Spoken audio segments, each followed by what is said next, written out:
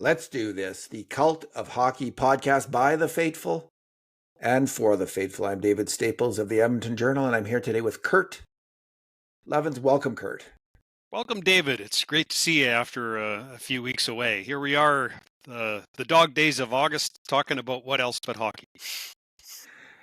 Yeah, well, things have been ripping along. It's been an interesting summer for the Oilers, and there's still some expected contracts, Kurt. So things may get even more interesting. I mean, there's the McDavid contract, of course, which is absolutely critical to the future of the franchise.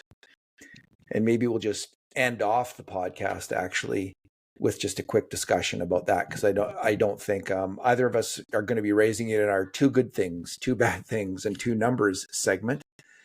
But it is worth just a quick and general discussion. Kurt, let's get at it. What is your good thing of the summer of 2025 for the Edmonton Oilers? My good thing is the 4-year contract extension signed by Evan Bouchard, the 4-year, $42 million contract. Look, there's lots of detractors of Evan Bouchard, and I will admit to being frustrated at times with Evan's intensity level and defensive play. But the fact remains, he is a core pillar of this hockey team. He is one of the best defensemen in the NHL, certainly one of the best offensive defensemen in the NHL. The fact that he's, has a chance of making Team Canada ahead of the Olympics in Italy, I think speaks to that fact as well. And the real thing to me is, at the toughest time against the toughest competition, with the brightest lights, the Stanley Cup playoffs, 2 postseasons in a row, Evan Bouchard has been terrific with the puck and without the puck. And if you ask me, what kind of players do you want on your team? I want players who rise to the occasion when the competition is the toughest and when the stakes are the highest. And Evan Bouchard has proven in back-to-back postseasons that he's that guy, that he can do that. To have him locked up, locked in for those 4 years, I think is critical in the sense that it's below McDavid critical, but it's certainly in the top 3 or 4 things that Stan Bowman needed to have done this summer. He got it done. You have that guy quarterbacking your power play and playing on your first D pairing for the next 4+ years. I thought it was a huge deal. It's done. We can move on and harvest the fruit from that now. It's worth noting, a few things are worth noting, but first of all, that at the end of the year when McDavid was quite frustrated and was looking, like he says, if the Oilers are going to win, no problem signing here. He just needed to get his head, like, are they really going to, where's this team going? One of the things he said has to happen is Evan Bouchard has got to get signed. And when the best player in the world, the most important player in the world, and probably a player, Elliot Friedman was talking about how he thought in a free market system, McDavid would get paid $50 million. And I did some digging into that. And I think that was a really good estimate. I think the Oilers I think Cates would be paying him $50 million a year to play for the Oilers if there was free agency. For a player that valuable to say that, you've got to do it, but you had to do it anyway. Yep. It's not a cheap contract, but if Evan Bouchard had gone on the free market, even as an RFA, I think he would have got 11.5 or 12 on an offer sheet. Yep. And so it's a value contract in that sense. It's interesting, even today, though, there's a former NHLer, Jordan Schmaltz, I think his name is. He was doing the Canadian Olympic roster, and he left Bouchard off, with Noah Dobson ahead of him, and with Colton Parayko ahead of him, and Drew Doughty ahead of him, I think. And I just think at this point, that is madness. Have people not been watching? It was bad enough last year after the playoff season that Bouchard had. But this year's playoffs, he did it again, like 2 years in a row on the biggest stage against the toughest competition, against teams like Vegas and Dallas. He didn't ace it against Florida, but who did on the Oilers? So he is such a tremendous hockey player. And he started to kill penalties then as well. We already saw in the Four Nations tournament when Makar got hurt, the Team Canada was kind of stuck on the power play. You just can't put all your eggs in the Cale Makar basket in a big tournament.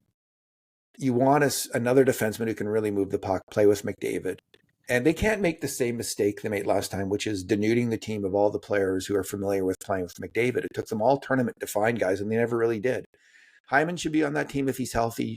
Evan Bouchard should be on that team. Two of those guys should be on the ice at even strength with McDavid and fill in around them. So, but and again, when you were gone, Kurt, former NHL D-man James Wisniewski took a shot at Bouchard. He was on the Empty Netters podcast, and he said essentially you could have taken that money and you could have had two defensemen for the price of one. You could have had a shutdown D-man, and you could get like a power play specialist, kind of like Wisniewski was in his career when he was kind of a bit of a power play specialist. And he said anyone could run the Oilers power play. You don't need Bouchard. I mean, he said Ray Charles could run the Oilers power play. For those of you who do not know who Ray Charles is, he's a blind blues singer from the 1960s. Very good, very famous, but he could not run the Oilers power play. James Wisniewski, in his best day, wouldn't come close to being the offensive player at even strength or on the power play that Evan Bouchard is. Here's his quote. I don't think that Bouchard at $10.5 million is the right play. If you want to effing win, that is not the guy that you're going to go to the next level. And I'm not taking credit away from him by being like a really good offensive defenseman, but he's eating up $10.5 million of your salary. And my response is like, if you're so fortunate as to be able to sign a player like Evan Bouchard for $10.5 million a year in the prime of his career, you are insane if you do not do it. You are a dummy in the NHL management. You do not deserve a job in the NHL if you won't do it. And I how many NHL GMs would turn down Evan Bouchard at that amount for 4 years? Like there's maybe on one hand, teams in a peculiar cap situation, maybe they couldn't afford that, but they do everything they could to try. And again, I'm basing this on just unreal play in the playoffs and really strong play in the regular season. So anyway. And I laugh because it's criticism coming from two guys who couldn't hold Evan Bouchard's jock as NHL players. Pretty easy for them to throw mud. It's like, what did they ever win? Like, give me a break. There's a strong feeling out there, and many Oiler fans have it as well. It's not just these two guys. Like, there's many Oiler fans who think he's too lackadaisical on defense and gives away the puck too much. And I have a good friend, that I play seniors hockey with, and he says Evan Bouchard number -2, -2. So this is a really smart hockey guy and a really good hockey player. And so there's lots of people who know hockey who don't particularly like Bouchard's game. And there's something about Bouchard that rubs many people wrong. But I just can't, after these last two playoff years, I mean, man, that guy, he has just come through for the Oilers in such a spectacular fashion when other players have crashed and burned and not come through. Yeah, he has done it. So anyway, I agree with you, Kurt. That would, if you hadn't taken that as your good thing, it would have been mine. Yeah. And you know what? I do get the frustration over intensity. You and I've talked about this before on this podcast. I share that at times, but Evan Bouchard can also do things that most other NHL defensemen can't. And if you have trouble recognizing that, I think you need to go back and watch some tape because he's a special defenseman. Is he perfect? No, but please do point out the perfect defenseman in the NHL because I'd sure like to watch him. Yeah, even Cale Makar has his moments. Right? Yeah. So on defense, and he's a hell of a player, though. He sure is. He's my favorite NHL defenseman. Yeah, he is terrific. And as far as the Olympic team, yeah, I can see the argument for having a veteran like Drew Doughty, and I'm not against that. But listen, Colton Parayko really struggled in the Four Nations tournament. Yeah. He struggled on defense, and he struggled to move the puck. Bouchard, it's not even close at this point. Parayko and Dobson just isn't at that level. He just isn't. I'm sorry. On what stage has he performed like Evan Bouchard at that level? Agreed. And who has the familiarity with McDavid? So, yeah, I just think they've got a kind of an easy, they have Makar, they've got Josh Morrissey, they've got Harley, they've got Bouchard. Don't overthink this. These are all really great players. Pick all four of those guys and then pick two other guys. And if that's Theodore and Doughty, like I'm not against Drew Doughty. If he can still hack it, like we're going to talk about this in a moment, how few defensemen, you think he's going to be 36 this year, how few defensemen that age can still hack it as Yep. top level players. But you might, if he can, yes. I'm not against Drew Doughty, but Evan Bouchard's definitely ahead of him on the list. You want the best players in their prime to lead you to the Olympic gold medal. Yeah. My good thing, Kurt, is Stan Bowman's work as GM since he's taken over, and I think continuing into this summer. I like the moves that have happened this summer. He made before last season, he picked up Podkolzin and Emberson. Both of them were really valuable in the regular season, and Podkolzin was also really valuable in the playoffs. He picked up Kasperi Kapanen, Trent Frederick, Jake Wallman, and John Klingberg. Three of those four guys were really good in the playoffs, I thought. Frederick wasn't, but he was injured.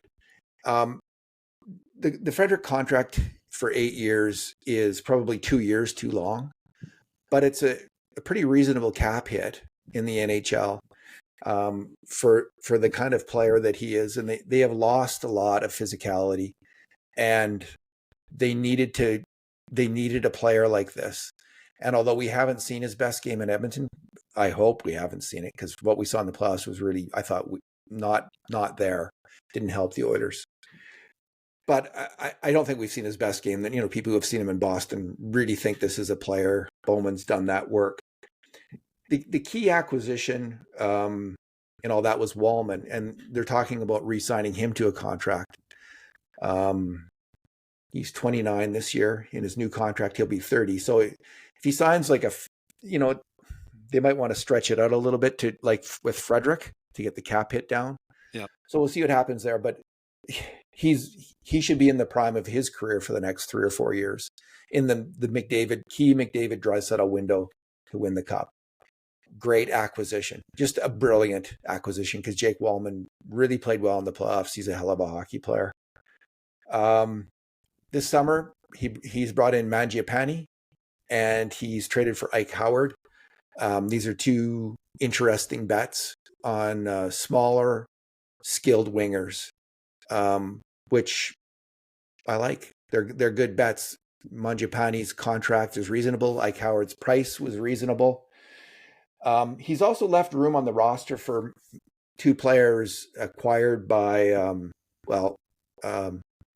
one by Ken Holland and Noah Philp, and one by Jeff Jackson and Matt Savoy. He's left space in the roster for these guys to make the team. And I really like that, because I think this team does need to get younger and faster and fiercer on the forecheck. And both those players will add to that. So he's brought in David Tomasek, who's a promising forward from Sweden. He's brought in Atro Lepinen, highly skilled offensive defenseman from Finland. He's made a lot of interesting moves, and I think he's done it. I would say the Bouchard contract, like, he's A- job, maybe even an A. Like, I think he's had a really good first year. What's your take on him? Yeah, on the acquisition side, I also like how competitive he has made the team going into camp. The addition of Curtis Lazar, I think, is key in that. Because in addition to those young guys who you rightly mentioned, there's a veteran like Lazar who he ain't going to give away minutes. He's going to battle to stay in the lineup. Certainly a fourth line guy at this point, but hey, if you're not handing these young kids jobs, that's how good teams do it, right? So I do like how he has constructed this roster for sure. The other thing I like about what Stan Bowman has done is what he's done with the coaching staff. I think it must have been damn hard for Chris Knobloch to coach the last 2 seasons with Paul Coffey looking over his shoulder. And don't get me wrong, I think Paul Coffey made a difference to the Oilers' defense. Really helped with the transition game, got them making plays, looking up the ice. I think all that was good. But at the end of the day, he's not just Hall of Famer Paul Coffey. He's also Mr. Cates' right-hand man. I just think that's an untenable situation behind the bench. Here you've got a coach, Chris Knobloch, who has delivered you not once, but twice to the Stanley Cup final. It was time to clear the way, if you will, make it clear he's your guy and let him pick his staff. I think that is the sleeper big move of the summer by Stan Bowman. It'll be interesting to see what benefits we reap from that. I agree. Just like I think you needed to make a change with the goalies because Skinner has trended down 3 straight years under the goalie coach. You just can't have that really at such a key position. Yep. Conversely, all the defensemen trended up under Paul Coffey, including Darnell Nurse in the regular season. Darnell Nurse had his best regular season. But again, in the playoffs, Darnell Nurse, his game collapsed and he was a liability on the ice. They cannot win the Stanley Cup with that happening with Darnell Nurse's game. They need a coach who can crack that code and bring out the best in Darnell Nurse, help Darnell Nurse bring out the best in himself in those high pressure situations. Till that happens, there's no Stanley Cup in Edmonton because he's got a contract which is essentially not movable. He has a no movement clause, which they asked him if he would move, and he didn't want to, reportedly. So Coffey wasn't able to do that 2 years in a row. And now maybe no coach could have done it. Maybe this is something that is going to take just time. But I think that I'm having thought this through, Kurt. I think it can happen. I think we can still see Darnell Nurse's A game in the playoffs. I think it's largely psychological.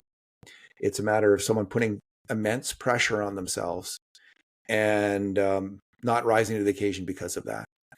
So if you can get the right coach there and the right student, which Nurse has got plenty of motivation now to turn things around in that regard. They got to be thinking about this. The right sports psychologist, the right management team. If he brings his A game in the playoffs, Kurt, this team will win the Stanley Cup. This team can do that. It's kind of, and there's good health otherwise. He's that critical to the team because he plays so much. And he's that good a player in the regular season. So for that reason, I agree with you on Coffey. He didn't do it 2 years in a row, although he did raise Nurse's game in the regular season, and they just need a different guy working with him in that moment to figure out what it is that's been going wrong and how they can correct it. And I know I mentioned this in a previous podcast with you, but I think having one less voice behind the bench will also help from a communication standpoint. Yeah. I never liked, like whenever it would come up, whenever it comes, like the most knowledgeable insider by far on the Oilers is Bob Stauffer, right? He works for the team. He's around the team. He has access. He is relentlessly working all the time. He knows what's going on. And he made it clear in so many words that it was Paul Coffey who was setting the defensive pairings in the playoffs. And that's an interesting thing because the buck stops with the head coach.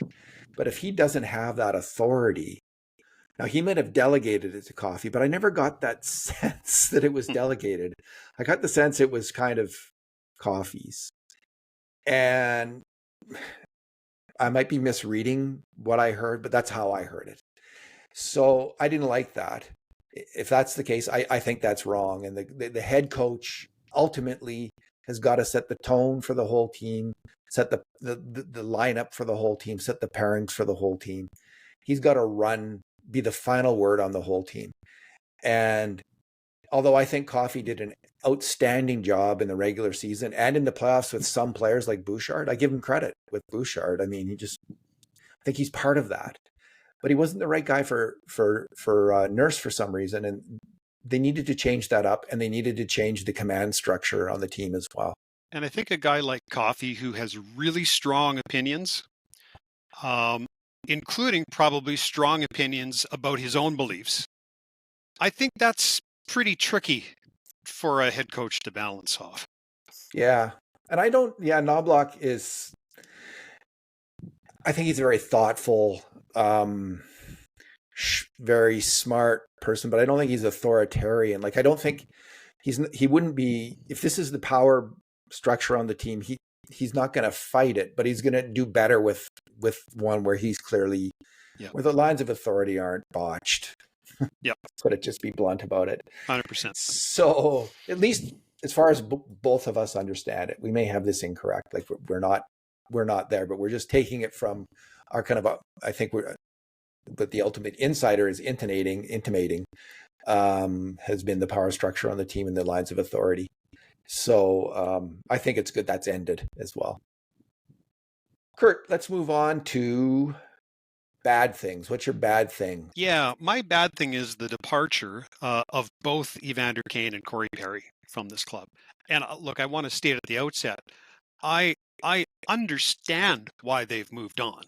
Like, this is all contract and money related. That's the reason both of those guys are no longer here. Perry in particular, he could make $4 million in LA this year. I'm sorry, you can't afford that. Yeah. For a 40-year-old guy. I mean, I'm sorry.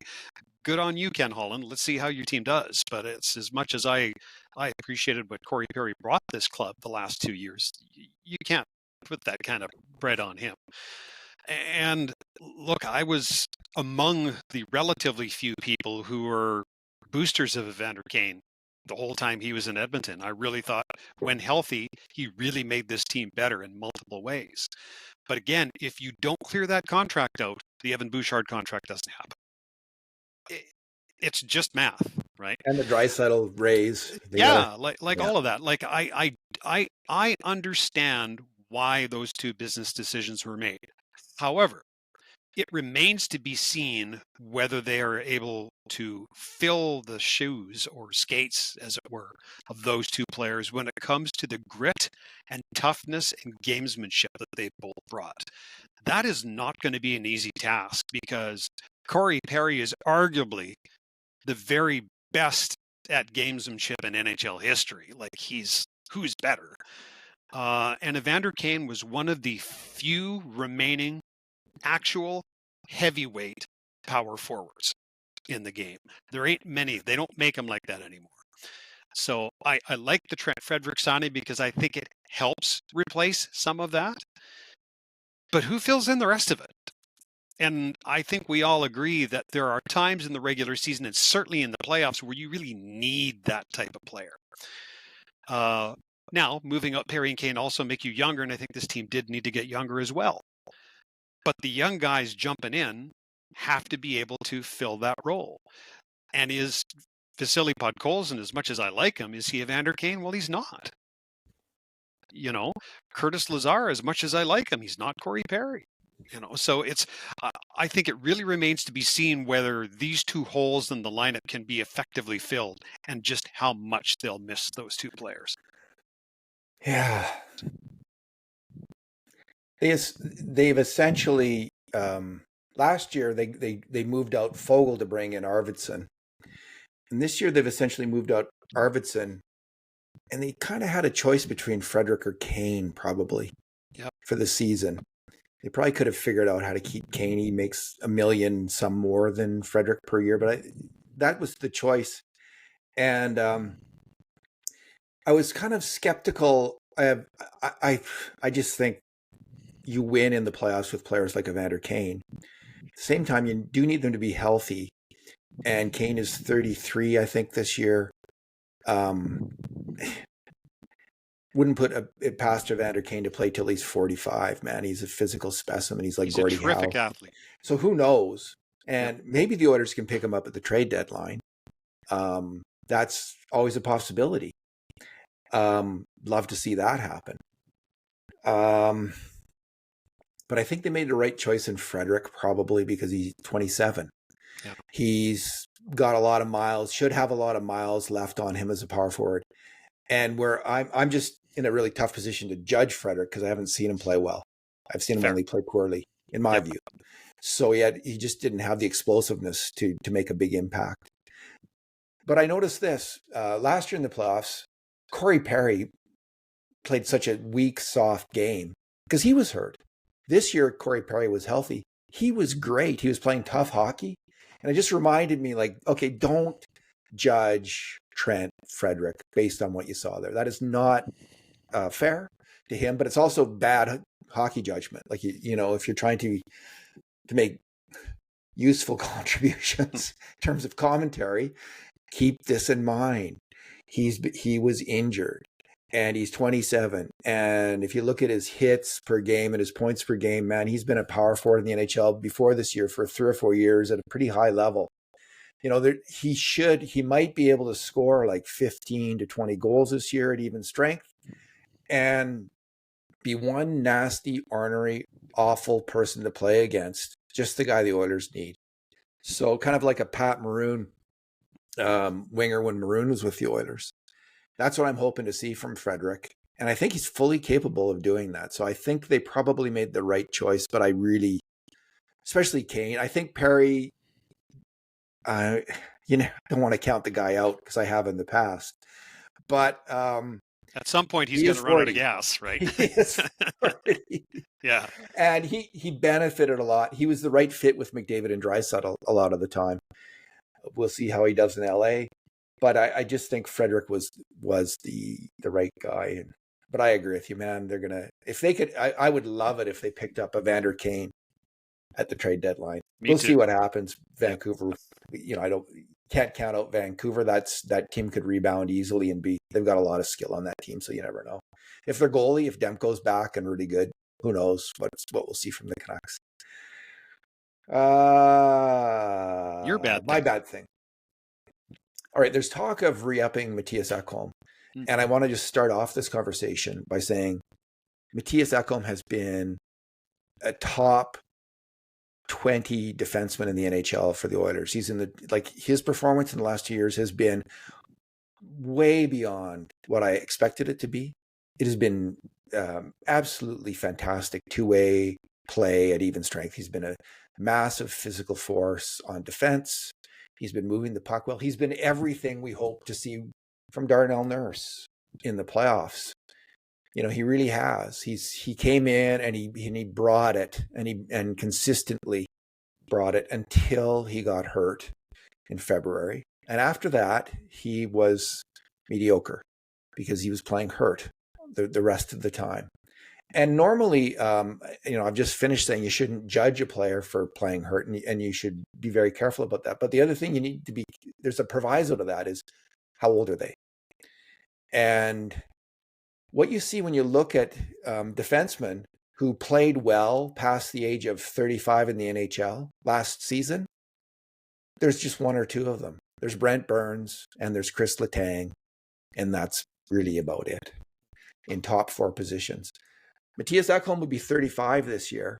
There was about 6 or 7 defensemen at age 35 still playing top 4 hockey in that age group. Drew Doughty was one of them, and Jared Spurgeon was another, and Ryan McDonough.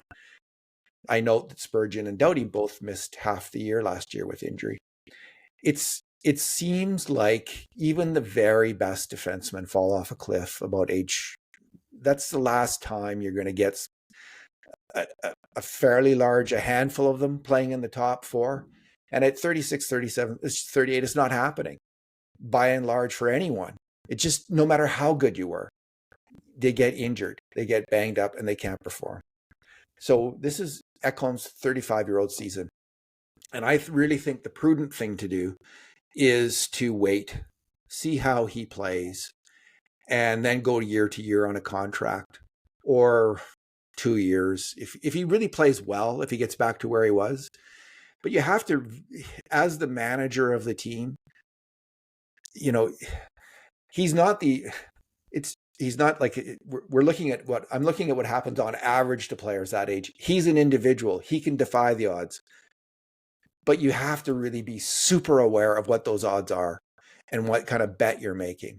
And I see a lot of people suggesting, let's sign him up for 3-4 more years at whatever, multiple millions of dollars. I just think that's what is my bad thing. Don't get ahead of yourself with this player, and neither should he, and neither should Oilers management. It should be, play this year. Let's see how you do. And we will pay you next year based on what you do this year. And that's fair for everybody because we have to win a Stanley Cup, and we can't have a defenseman who we sign for $3-4 million a year who's not performing and not playing. We cannot take that risk. And I don't think that's crazy talk that Matias Ekholm would reject and think is insulting. You never know, but I think that's realistic talk. And that's what I'd like to hear from Oilers management, not hints that there might be a re-up this summer. There still could be. Well, I think that's really level-headed of you. I think that is the smart way to look at it. If you're really being prudent, which is what you need your NHL general manager to be, that would be a prudent approach. So I really don't disagree with any of that. I do sit back and try to put myself in the position of Matias Ekholm's agent. What is he thinking this offseason? Well, I think he's thinking that he knows that the postseason did not go well. Like that camp's smart. They know. Like Matias Ekholm knows that he wasn't himself in that postseason. Mm-hmm. I think they know that they're not in a good bargaining position. But I also don't think he can go anywhere else where they have a better shot of winning, which is what he wants. If I'm Matias Ekholm's agent, the advice is, if this is really where you want to be, you're going to have to be willing to take less. And so if you can get Matias Ekholm on a 2-year contract at a decent buck, based on his past performance, I would consider that. But I'd be very careful with the term, because you're right. He is right on the edge of where most other players fall off. So you just can't commit for too long. Okay, what term of dollar would you go for? Like, let's put a number to it. Well, and I'll give you my number, what I would do. So what would be your number, term and average, cap hit? So the maximum I would go would be 2-year, $10 million contract. Okay.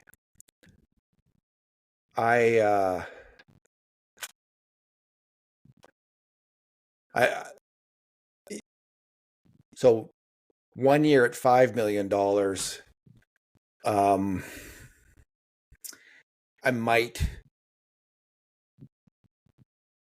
I just wouldn't go to, I would not go 210. I might go for 2.6, 2 years at 6, like $3 million a year. But maybe 1 year at, I think 4.5. I mean, it's just, at this point, I don't think it's the right time, honestly. If it was up to me, I would just say, let's make a fair deal for you. We'll both know what that is in a few months. We'll see how you're performing. We'll see where you fit in the lineup. If you're a top pairing defenseman, if you're second, because we're not looking to screw you out of any money here. If you're playing like a top pairing defenseman, we'll sign you for that. If you can come back and show us that. But if you're on the bottom pairing and we still like you there, we want you on the team we'll pay you for that, Matias. Like, let's see where you fit on this team. And when we know that, we will do the deal. That makes sense for you, we think, and it makes sense for us. And I think all that's reasonable. But I also think 2 year at $10 million, with the cap escalating, that $5 million is, with inflation, isn't going to be today's $5 million in 2 years. But you got to pay Bowman, you got to pay like, I would put the money in Podkolzin's pocket. Like, here's a player you got to sign. You might be able to get him for a 4 or 5 year deal. And he's heading into the prime of his career. See, there's a guy I think you have to be careful not to overpay, because as much as I like Vasily Podkolzin, you can find other guys like him. It's harder to find NHL defenseman like Matias Ekholm. And so you're right. With the Wallman thing, I buy that. I think he's been underpaid up until this point in his career. He's a hell of a good player. They also have to sign Kulak, right? Who's 32 this year. Or do you? Well, maybe you don't. But I like Brett Kulak too. But who's going to be better? Look, let's look at this year. Mm-hmm. Who's going to be better, Kulak or Ekholm? We don't know. Who's going to be better the year after that, Kulak or Ekholm? Again, we just don't know. And it's a really good bet that Wallman will be better than either of them, which is why, Yep. they're going to pay $6-7 million a year with term to keep Jake Wallman.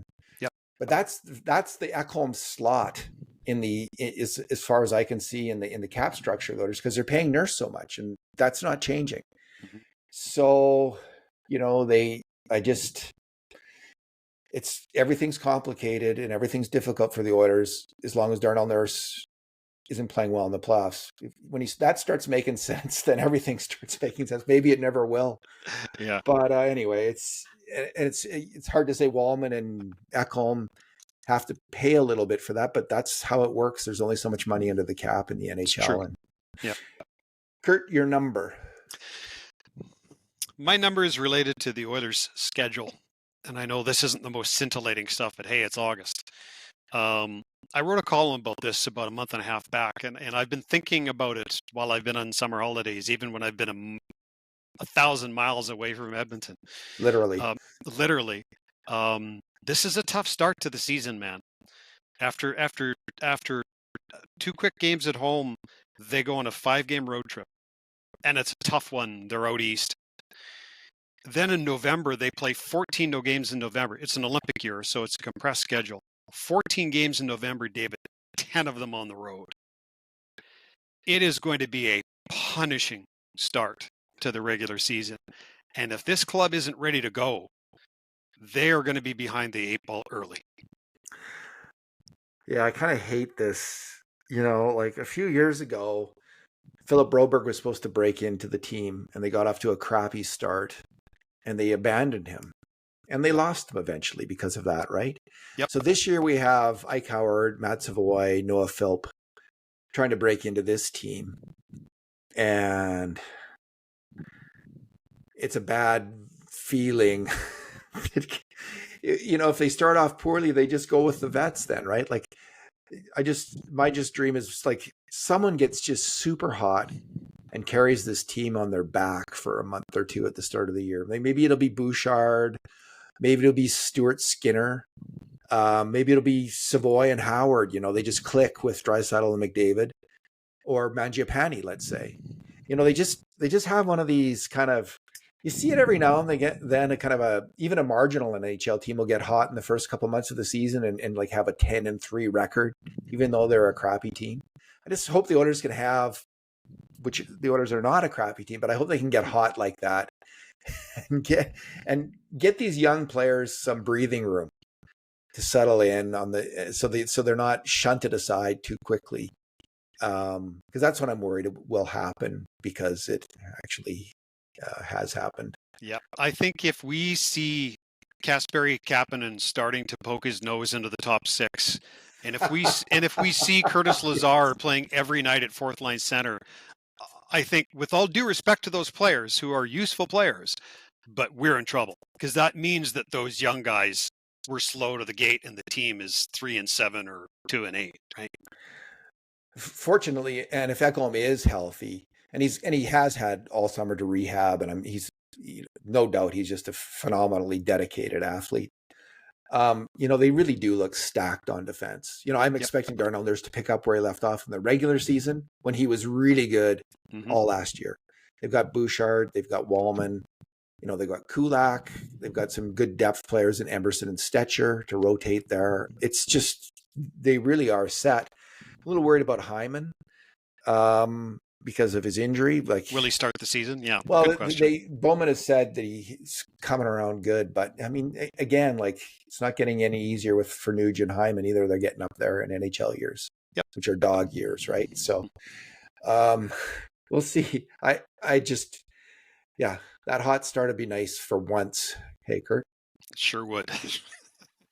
Yeah.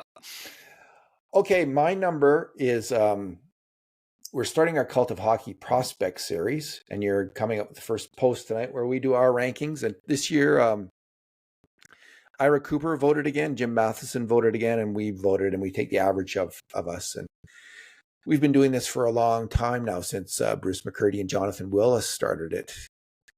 15 years ago, ranking prospects of the Cult of Hockey. We weren't the first on the internet to do that. Low Tide, Alan Mitchell's been doing it.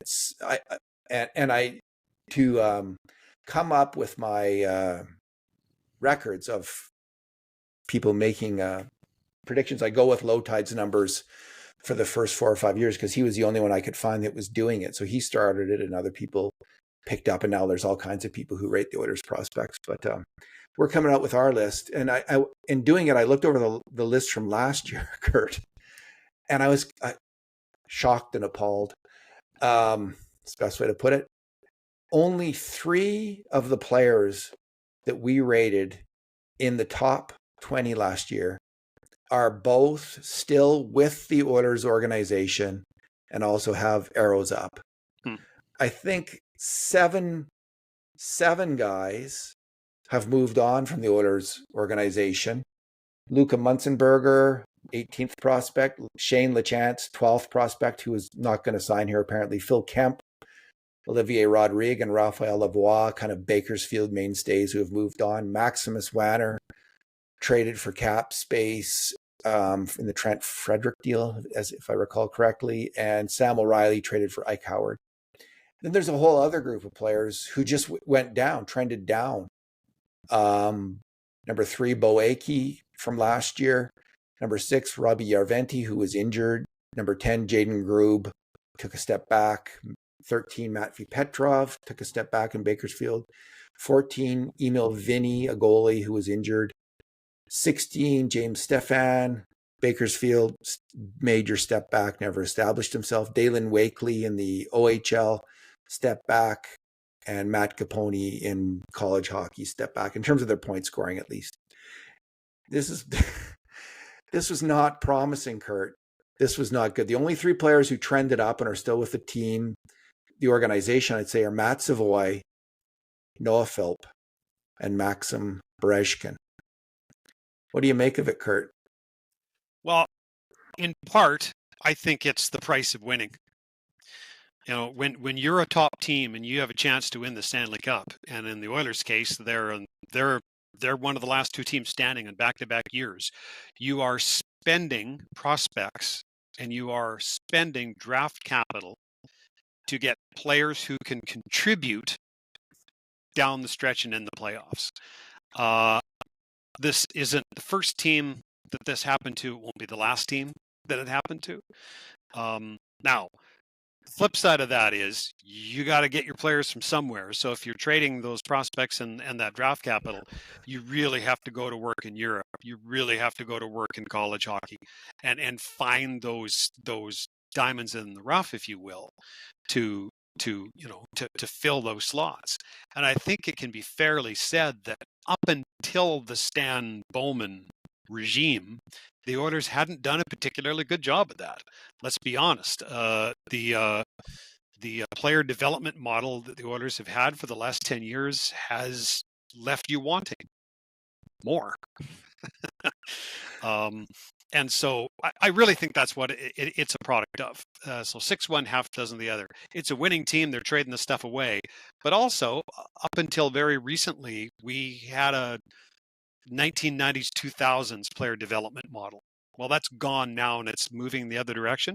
But it's going to take a while for that to turn around as well. And Stan's going to have to plug those holes from Europe and from college hockey and unsigned free agents for the next couple of years until that player development model starts spitting out drafted, groomed, and produced prospects.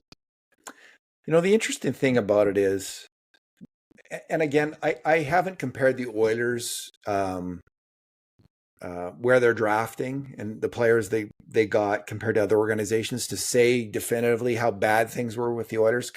You know, they did have Philip Broberg and Dylan Holloway from the draft years that Holland was GM. And they have a couple players who could still pan out. And, you know, they had Kesselring, who they traded away. And so it's,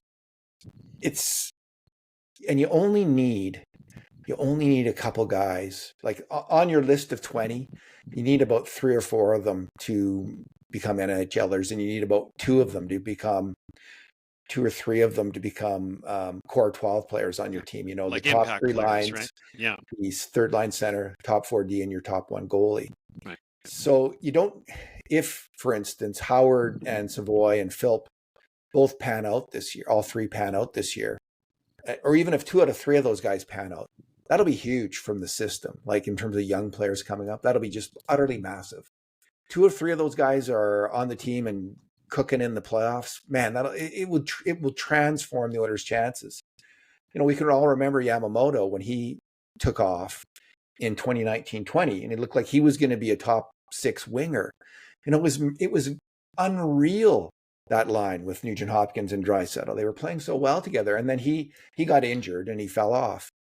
So, and that happens too. But you don't need all 20 of these guys. Like it's not necessarily a disaster that only 3 of them are trending up. Because if all 3 of those guys trending up actually make your team in the top 6, you're doing really well. Yeah. So that's what we have to hope for, is kind of defying the odds, having the Oilers farm system defy the odds. And maybe these players will be helped by the fact they're playing with McDavid and Draisaitl to defy those odds if they get the right chance. And of course, the other part of this is, yes, it's the talent, but also it's the fact that those players are usually on their ELCs. So in a cap system, it multiplies. Yeah. Right. The value multiplies because you're not having to pay these guys big bucks yet. This segues well into the final segment of the discussion about McDavid's contract. And I have to say, Kurt, so all the indicators are that he's going to sign before training camp. And the term's going to be around somewhere between 3 and 5 years. But the key, I wouldn't mind if McDavid signed 2 years, because I think it's just the key for if the Oilers to win the Stanley Cup, for McDavid to win the Stanley Cup, is for him to take a low cap hit on this particular contract. It's 2 years. In the next 2 years, the cap goes shooting up. But in the meantime, let's say he signs for, like we're hearing, between 16 and 17.5 million. And he's, like I said, he's worth 50 million. I know this. Win the Stanley Cup. If you're paying too much for your top 3 players, you can get 4 players, you can get in a lot of trouble. And the Oilers are already in that trouble because they pay too much for Darnell Nurse. So what do you do? What can you do? Well, you have to have Nurse perform. But if McDavid were to take, let's say, what Draisaitl took, 14, that goes let's say it's just a 2-year deal. And I know people will freak out if that happens. So but if the goal is, okay, I'll do this, and then the cap's going to shoot up. And I'm the understanding that you're going to save a lot of that cap space when it does shoot up for Connor McDavid. But in the next 2 years to compete for the cup, knowing that your cap space is at an absolute minimum on the team and a premium, you can make the money. If you're playing the long game and you win the Stanley Cup, let's say you win Olympic gold, let's say you win the Stanley Cup. I understand that McDavid makes about $5 million a year marketing. If you win the cup, if you win the gold medal, you could double that, I'm guessing, or you could triple that. So you will be giving up $2 million a year in salary, or maybe even more. Maybe you keep the same salary you have now. I mean, that would shock the hell out of me and everybody else, and no one's talking about that. But you give up in the short run to make more in the long run. That would be the thought. And the thought also would be, I've got so much money, I don't know what to do with it, and I want to win the cup. Now, I don't know if this is naive on my part to suggest these things, think this way, but it's not if you want to win the Stanley Cup. This isn't naive if you want to win the Stanley Cup. This is how you do it. And Sidney Crosby did it. As the years went by, he started to take a smaller and smaller percentage of the cap in order to increase his chances of his team winning the Stanley Cup. This has happened with great players. And if he doesn't do it, I don't hold it against him. I'm just saying this is the reality of competition under a hard cap system in the NHL. Well, I think that's a very fan-friendly take. Yes. But with all due respect, I don't think it's realistic. Fair enough. I will grant. Yeah. Yeah, grant you that. I don't think there's a snowball's chance in hell that Connor McDavid starts the regular season without a contract extension. We all know No, he will. Connor hates answering all these questions. He does. He's already hating the summer, I'm sure, with some of the crap that's being written about him. He'll want this done before the season starts. I'm 100% convinced that before they play game 1 of the regular season, he will have his extension in place. For sure. I think, and really my take isn't that much different than yours, but here I go. The problem isn't Connor McDavid. No. You have other problems, and there's ways to fix those things. You don't try to fix them by undercutting Connor McDavid. You slide in the contract with the term and the dollar figure blank and say, you fill it in. I think that's the way you deal with it. And then if you're in cap trouble, then you've got to go to the players who are actually causing the cap trouble by not producing up to their contracts and fix that. I've said this before. There's more than one way to skin a cat. And whether it's, Stuart Skinner or Darnell Nurse or whoever, fix that problem. Don't fix the problem that doesn't exist, which is Connor McDavid. Pay him what he wants.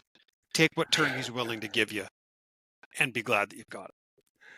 Well, that really resonates with me, Kurt. But they did go to Nurse and said, will you waive your no movement clause? And he said no.